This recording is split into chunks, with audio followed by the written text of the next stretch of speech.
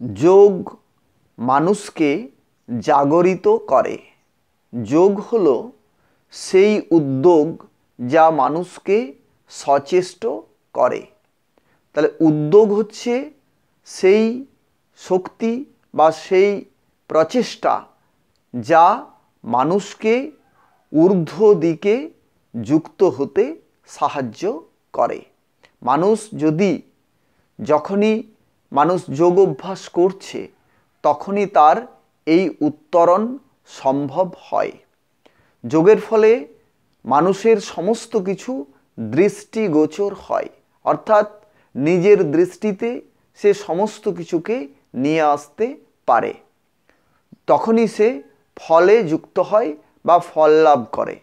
আর এই ফলে যুক্ত হওয়ার পরই সঠিক ফল যখন মানুষ লাভ করে তখন মানুষ নিজে ফল গ্রহণে সক্ষম হয় এবং সেই সুফল অন্য মানুষকে দানেও সে সক্ষম হয়।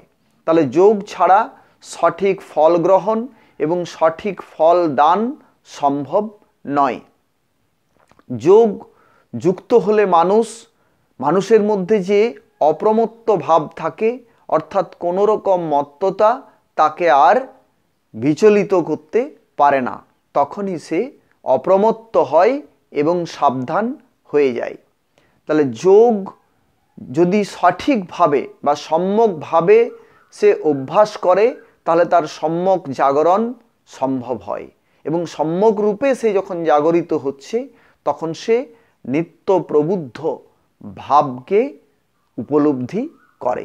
এই নিত্য প্রবুদ্ধ ভাব যখন সে উপলব্ধি করছে তখন এই প্রকৃতির রূপ, রস, গন্ধ, শব্দ, স্পর্শ, এই বোধ বা এগুলো তাকে আর তার আত্মভাবকে প্রভাবিত করতে পারে না। এগুলোর সঠিক বিশেষ জাগরণ হয়েছে। এগুলোর জাগরণের ফলে তার প্রাকৃত বোধ যে নিকৃষ্ট এক লোক, এই নিকৃষ্ট লোক সম্পর্কে তার ধারণা প্রতিষ্ঠিত হয়, সঠিক হয়। এরপর তার যখন আত্মবোধ জাগরণ হচ্ছে, সেই আত্মবোধ জাগরণের ফলে মধুর আত্মীয়তা সে উপলব্ধি করে। তখন সমস্ত প্রাণীর প্রতি তার এক আত্মীয় ভাব সে কিন্তু প্রকাশ করতে সহজেই পারে। আবার যখন ঈশ্বরবোধের জাগরণ তার মধ্যে হয় তখন সে নিয়ন্ত্রিত জীবন, সংযত জীবন, শান্তিময় জীবনকে সে উপলব্ধি করে এবং নিজের অনুভূতির মধ্যে সে এটাকে লাভ করে। তখনই তার এই ত্রিবোধ জাগরণ হয়। তাহলে বোধ জাগরণের যে পথ, বোধ জাগরণের পথ হচ্ছে এই যোগের পথ। আর এই ত্রিবোধ যখন জাগরিত হয় তখনই মানুষের সামনে সমস্ত কিছু প্রকাশিত হয়।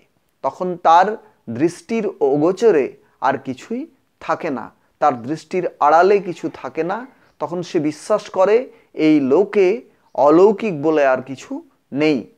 তখনই তার সমস্ত কিছু তার সামনে প্রকাশিত হয়ে যাচ্ছে এবং যখনই তার সামনে প্রকাশিত হচ্ছে তখন তার মধ্যে সংশয় সন্দেহ আর থাকছে না।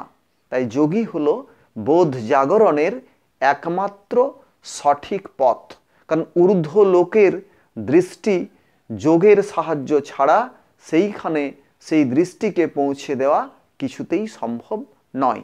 কারণ দর্শন প্রক্রিয়া, সূক্ষ্ম দর্শন এবং কারণ দর্শনের জন্য যোগেরই সাহায্য নিতে হয়।